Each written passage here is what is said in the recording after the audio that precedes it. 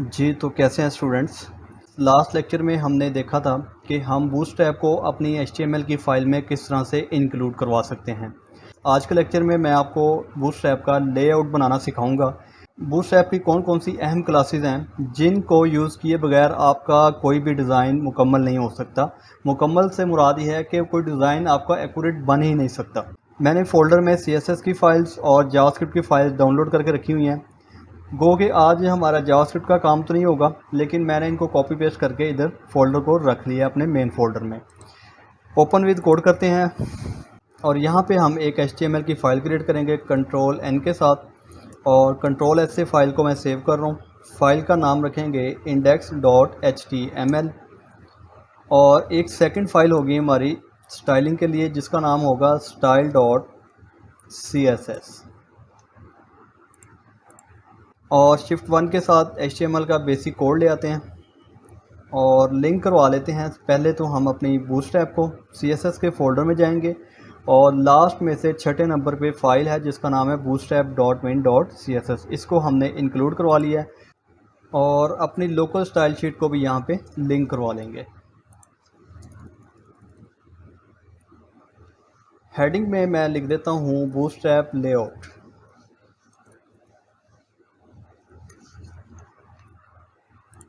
Go live कर लेते हैं। इस हेडिंग को मैं सेंटर में ले आता हूँ बूटस्ट्रैप की क्लासेस को यूज़ करके। ये अभी मैं क्लास यूज़ करूँगा। अगर आपको इस बारे में कोई इल्म नहीं है तो आपने टेंशन नहीं लेनी, क्योंकि अभी ये हमने क्लासेस पढ़ी ही नहीं है तो आपको अभी आइडिया नहीं होगा, लेकिन हम आने वाले लेक्चर्स में इन क्लासेस को ज़रूर कवर करेंगे। तो अभी मैं टेक्स्ट सेंटर क्लास लगा रहा हूँ जिसके साथ हमारी हेडिंग सेंटर में आ जाएगी। बूटस्ट्रैप की एक पैडिंग यूज़ कर रहा हूँ P3, और यहाँ पे हेडिंग को पैडिंग भी अप्लाई हो गई है और इसका कलर चेंज करने के लिए मैं कर देता हूँ टेक्स्ट प्राइमरी, तो इसका कलर भी चेंज हो जाएगा। सबसे पहले हमने समझना है कि अगर हमने बूटस्ट्रैप पे कोई डिज़ाइन क्रिएट करना स्टार्ट करना है तो आपको कौन सी ऐसी 3 अहम क्लासेस हैं जिसके बगैर आप डिज़ाइन नहीं क्रिएट कर सकते। स्टूडेंट्स, यहाँ पे एक मैं डिव क्रिएट करता हूँ मेन, और यहाँ पे क्लास अप्लाई करूँगा। क्लास का नाम होगा कंटेनर। स्टूडेंट्स, अब ये जो कंटेनर क्लास है ये मेरी अपनी क्लास नहीं है। अब ये बूटस्ट्रैप की एक क्लास का नाम है कंटेनर। आप इसकी एग्जांपल यूँ ले सकते हैं कि अगर आप CSS पे डिज़ाइन बना रहे होते हैं तो आपको एक मेन डिव चाहिए होती है जिसको हम कभी मेन क्लास लगा देते हैं, कभी आउटर लगा देते हैं, या कुछ भी नाम आप रख लेते हैं, और आप मेन डिव में बहुत से एलिमेंट्स रख रहे होते हैं। तो बूटस्ट्रैप की जो मेन क्लास है उसका नाम कंटेनर होता है। तो कंटेनर में मैं एक H3 लिखता हूँ और इसमें लॉरेम 15 वर्ड मैं ऐड कर लेता हूँ। अब मैं एक यहाँ पे स्टाइल में आके एक क्लास बनाऊँगा जिसका नाम होगा BDR। मैं एक बॉर्डर बनाने के लिए क्लास बना रहा हूँ। BDR क्लास जो है ये मेरी अपनी क्लास है, मैं इसका नाम कुछ भी रख सकता था, मैंने BDR रख लिया। इसमें मैं प्रॉपर्टी लगाऊंगा बॉर्डर 6 पिक्सल, टाइप इसकी सॉलिड होगी और इसका जो कलर होगा वो हम ग्रीन रख लेते हैं। और इस BDR क्लास को मैं इस कंटेनर के बाद स्पेस देके यहाँ पे अप्लाई करूँगा। ये सिर्फ आपको दिखाने के लिए मैं बॉर्डर लगा रहा हूँ, अदरवाइज़ हम जब डिज़ाइन बनाएंगे तो हमें इसकी ज़रूरत नहीं होती। आउटपुट देखते हैं। स्टूडेंट्स, ये आपके सामने एक कंटेनर क्लास का आउटपुट आ रहा है। अब कंटेनर क्लास काम कैसे कर रही है, हमने यहाँ पे एक डिव लिया है और डिव में क्लास लगा दी है कंटेनर। अब कंटेनर में एक BDR क्लास लगाई है। BDR जो है ये मेरी अपनी क्लास है, कंटेनर जो है वो बूटस्ट्रैप की क्लास का नाम है। अब BDR में मैंने एक बॉर्डर अप्लाई किया हुआ है आपको दिखाने के लिए, और इस क्लास को भी मैंने कंटेनर के साथ इंक्लूड कर लिया। अब यहाँ पे एक बात समझने वाली एक और है, वो ये है कि हम एक डिव में मल्टीपल क्लासेस का यूज़ कर सकते हैं। जैसा कि मैंने यहाँ पे 2 क्लासेस का यूज़ किया हुआ है, एक क्लास कंटेनर है और सेकंड क्लास मेरी BDR है। स्टूडेंट्स, अब ये हमारे सामने आउटपुट आ रहा है कंटेनर का। अब कंटेनर का काम ये होता है कि जब आप कंटेनर क्लास यूज़ करेंगे तो आपको लेफ़्ट और राइट से मार्जिन मिलेगा। जैसा कि यहाँ पे मार्जिन आ रहा है इक्वल, और इधर भी मार्जिन इक्वल आ रहा है। जितना मार्जिन इधर है उतना ही मार्जिन इस साइड पे है। तो ये काम होता है कंटेनर क्लास का। अगर आपको साइडों पे मार्जिन चाहिए, जैसा कि हम नेविगेशन बार बनाते हैं CSS के साथ, तो मोस्टली हमें साइडों से मार्जिन चाहिए होता है। मैंने प्रोजेक्ट बनाया था CSS का, तो उसका लिंक मैं ऊपर आई बटन में दे दूंगा। अगर आपने वो CSS का प्रोजेक्ट नहीं देखा हुआ तो आप आई बटन पे क्लिक करके उस प्रोजेक्ट को देख सकते हैं। अब इस प्रोजेक्ट में जो नैव बार यूज़ हुआ है, उस नैव बार में साइडों से इक्वल मार्जिन आ रहा है और यहाँ से हमारा नैव बार स्टार्ट हो रहा है। तो अगर यही काम आपने बूटस्ट्रैप में करना हो तो आपको मार्जिन देने की ज़रूरत नहीं है। आपने क्या करना है, आपने सिंपल कंटेनर क्लास लगा देनी है, तो आपको दोनों साइडों से इक्वल मार्जिन मिल जाएगा। अब हम देखते हैं स्टूडेंट्स कंटेनर के बाद अगली क्लास। मैं यहाँ पे लिखता हूँ कंटेनर फ्लूइड। मैं शॉर्टकट यूज़ किया है, डॉट लिख के अगर आप क्लास का नाम लिख देंगे तो डिव आपको ऑटोमेटिकली मिल जाएगी। आप वैसे भी लिख सकते हैं, डिव पहले लिख लें, क्लास का नाम बाद में कुछ भी रख लें। अब मैंने क्लास जो यूज़ किया है उसका नाम है कंटेनर हाइफन फ्लूइड। अब इसका काम क्या है, इसको भी मैं BDR लगा देता हूँ ताकि बॉर्डर आपको नज़र आए, और इसमें भी मैं एक टेक्स्ट ऐड कर लेता हूँ H4 लॉरेम 20 वर्ड्स ऐड कर लेते हैं इसमें, और फॉर्मेट डॉक्यूमेंट कर लेता हूँ। आउटपुट दिखाता हूँ मैं आपको। स्टूडेंट्स, ये आपके सामने आउटपुट आ रहा है। अब इसमें मैं एक मार्जिन अप्लाई कर देता हूँ ताकि थोड़ा सा नीचे आ जाए। MT5 मैं ये बूटस्ट्रैप की क्लासेस यूज़ कर रहा हूँ, इनको हम आने वाले लेक्चर्स में ज़रूर कवर करेंगे। अभी के लिए सिर्फ ये समझ लें आप कि मैंने लिखा है यहाँ पे MT-5, इसका मतलब है मार्जिन टॉप 5। तो स्टूडेंट्स, यहाँ से 5 का मार्जिन मिल चुका है। तो अब हम आते हैं अपने टॉपिक की तरफ। अब ये जो हमने क्लास यूज़ की थी इसका नाम था कंटेनर, और यहाँ पे जो हमने क्लास यूज़ किया है इसका नाम है कंटेनर हाइफन फ्लूइड। अगर आप कंटेनर फ्लूइड का यूज़ करेंगे तो आपको साइडों से मार्जिन नहीं मिलेगा, मतलब 100% विड्थ कवर करेगा कंटेनर फ्लूइड आपके स्क्रीन की। और अगर आप कंटेनर क्लास यूज़ करेंगे तो कंटेनर आपको इक्वल मार्जिन दोनों साइडों से प्रोवाइड करेगा। अगर आपको डिज़ाइन बनाते वक्त साइडों से मार्जिन नहीं चाहिए तो आप इस क्लास का यूज़ कर सकते हैं, कंटेनर फ्लूइड का। और अगर आपको मार्जिन चाहिए तो आप कंटेनर लगा सकते हैं, कंटेनर से आपको इस तरह से मार्जिन मिल जाएगा। स्टूडेंट्स, अब हम आते हैं अपनी नेक्स्ट क्लास की तरफ। सबसे पहले क्लास हम कंटेनर यूज़ कर लेते हैं। कंटेनर को भी मैं अब BDR लगा देता हूँ बॉर्डर लगाने के लिए, और MT5 अप्लाई कर देता हूँ मार्जिन टॉप से 5। अब कंटेनर या कंटेनर फ्लूइड के बाद जो सेकंड क्लास बूटस्ट्रैप की होती है लेआउट बनाते वक्त, उसका नाम होता है रो। मैं लिख रहा हूँ .ROW रो, तो मुझे डिव मिल जाएगी रो क्लास के साथ।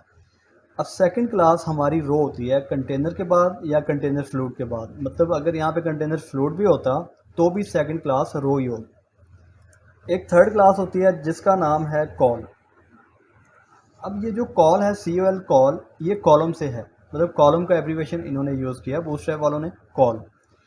इसमें मैं एक टेक्स्ट ऐड करता हूँ, पैराग्राफ लिख लेते हैं, लॉरेम 10 वर्ड्स। और अब हम यहाँ पे एक BDR और बना लेते हैं बॉर्डर आपको दिखाने के लिए सिर्फ। इसका नाम मैं क्लास का रख लेता हूँ BDR2। मैं लिखता हूँ यहाँ पे बॉर्डर्स, इसको 5 पिक्सल कर लेते हैं, 5 पिक्सल सॉलिड, और इसका कलर हम ऑरेंज रख लेते हैं।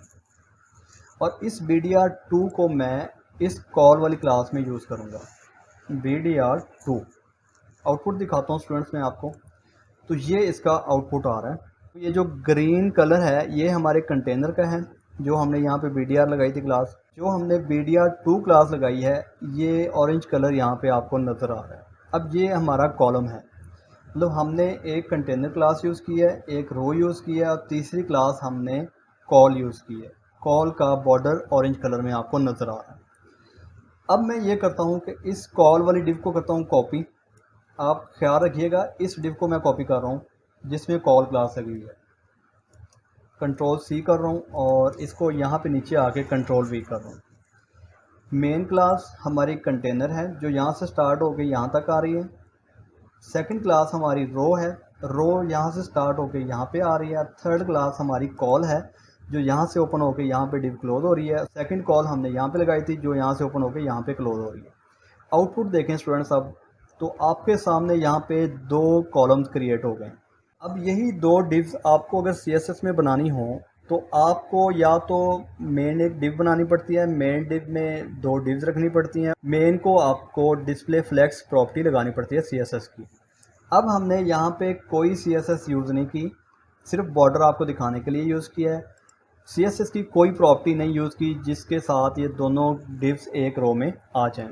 तो ये एक रो का काम होता है, ये जो हमने रो क्लास यूज़ की है कि एक रो में कितनी डिव्स आप लेके आना चाहते हैं, तो ये रो का काम है। अगर मैं यहाँ पे इस कॉल को दोबारा से कॉपी कर लूँ कंट्रोल C और यहाँ पे कंट्रोल V कर देता हूँ, तो आपके सामने 3 कॉलम आ जाएंगे। यहाँ पे एक कंटेनर है जिसका कलर आपके सामने ग्रीन आ रहा है और इसमें एक रो है, तो रो यहाँ पे ये काम कर रही है कि एक रो में लेके आ रही है तीनों डिव्स को।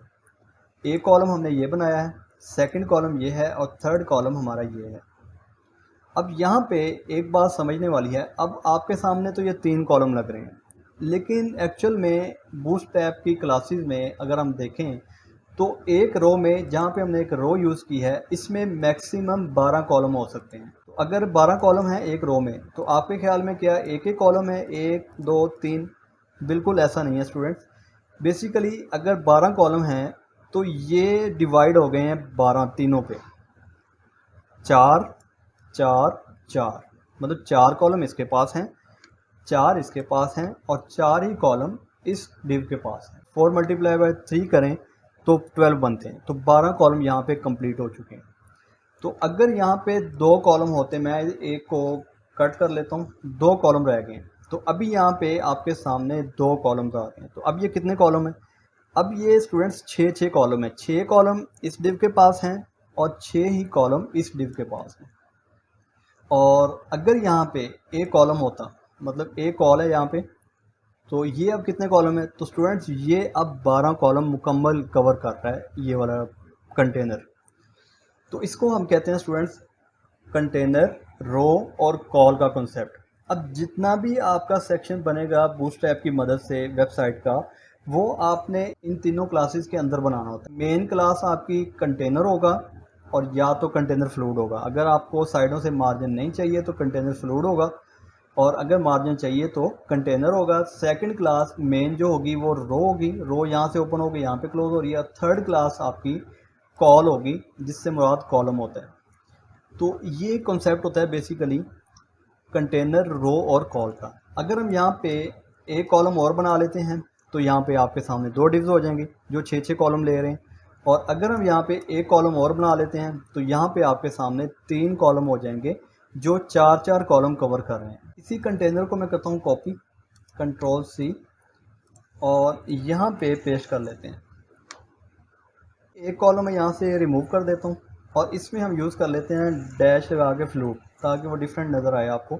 अब चाहे आप कंटेनर लगा लें या चाहे आप कंटेनर फ्लूट यूज़ कर लें, इन दोनों में एक रो में 12 ही कॉलम होंगे। नेक्स्ट टॉपिक हमारा ये है कि अगर आप चाहते हैं कि आपका ये जो कॉलम है पहला, वो 3 कॉलम चाहिए आपको यहाँ पे, मतलब आपको 6 कॉलम नहीं चाहिए, 3 चाहिए, तो आप क्या करेंगे? आपने सिंपल इस कॉल में आके डैश लगाना है और यहाँ पे आपने 3 लिख देना है। तो अब क्या होगा? आप देखिए स्टूडेंट, यहाँ पे 3 कॉलम आपके रेडी हो गए। आपको कोई विड्थ लगानी नहीं पड़ी, कोई हाइट लगानी नहीं पड़ी, सिंपल आपने कॉल में जाके डैश लगा के 3 लिख दिया है और 3 का कॉलम आपके सामने यहाँ पे क्रिएट हो गया।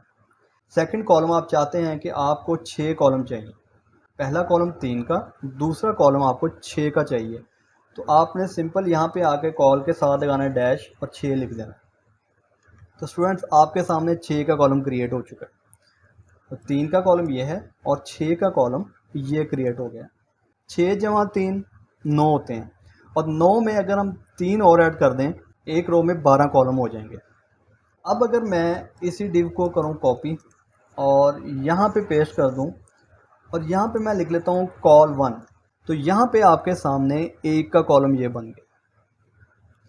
6 3 9 और 1 10, मतलब एक कॉलम आपका इतना होता है यहाँ से लेके यहाँ तक। अब 2 कॉलम हमारे पास अभी बाकी हैं, जहाँ पे अभी ऑरेंज कलर हमें शो नहीं हो रहा।